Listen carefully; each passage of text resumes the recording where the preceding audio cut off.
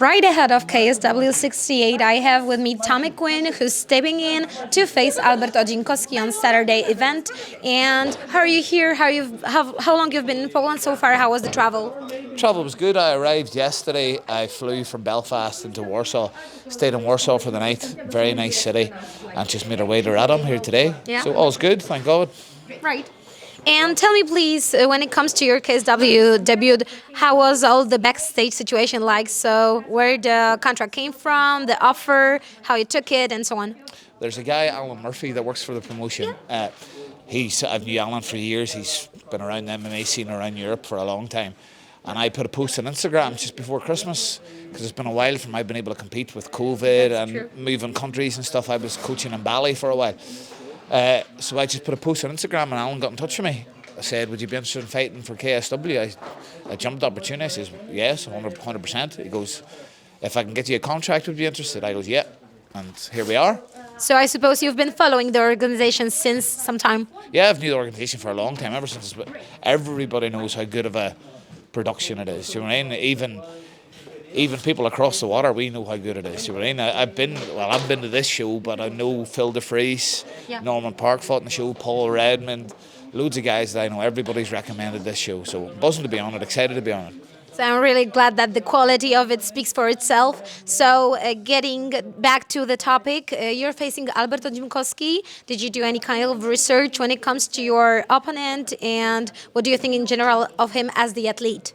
He seems a good athlete. He's been around for a long time, so like myself. He's in a similar position with myself where he's moved up from welterweight to middleweight. So I think he's going to be around similar size to me. I haven't seen him yet. It could be bigger, who knows. There's very little footage to see on YouTube over in the UK way. So I couldn't really, the only fight I really seen was him with Jason Radcliffe and one other guy that was at welterweight. But the thing is, when you've been training that long, he's going to be good everywhere. I try not to look in too much. I understand that he's more a wrestling type, so I'm prepared for that. But I know he's going to be good striking, good grappling, good wrestling. So I'm just prepared for it all, really. Right. And when it comes to the gap that you had, when it comes to professional performances, do you feel fresh? Do you feel like prepared enough to step in one more time after that gap? This isn't the first time I've had big gaps out of my career. I'd done my knee years ago, which put me out for 3.5 years from competition to competition.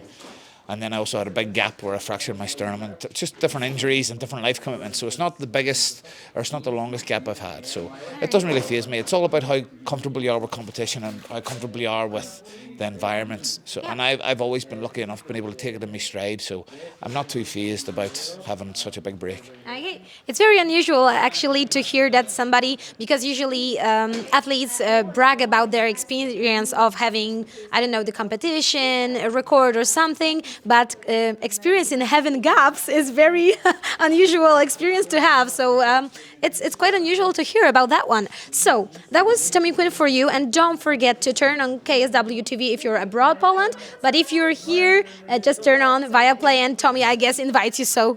That's it. Get yourselves tuned in. Watch your Irish competitor here on St. Patrick's Day.